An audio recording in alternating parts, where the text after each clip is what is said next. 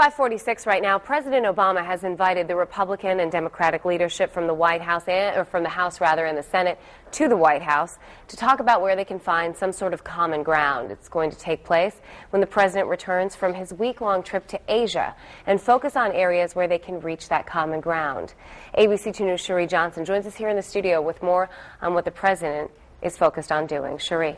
Well, Megan, at a meeting with his cabinet, President Obama reached out to newly empowered Republicans. He'll offer 4 Republicans an outstretched hand on November 18th at a White House meeting of congressional leaders from both parties. The White House signaled that the president might be open to a temporary extension of the Bush tax cuts for the wealthy for 1 or 2 years if that's the price of making sure the tax cuts on the middle class don't expire in December.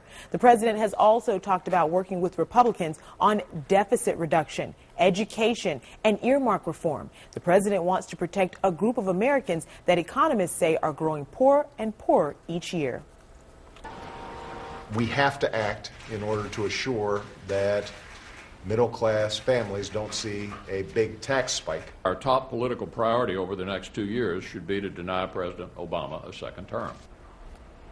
And this morning, the White House is denying a made-up story that the president's Asia trip will cost taxpayers $200 million a day. This unsubstantiated story is circulating on the internet, radio talk shows, and bloggers. It's made up and comes from an India-based report quoting an anonymous source. The White House says the $200 million figure is wildly inflated.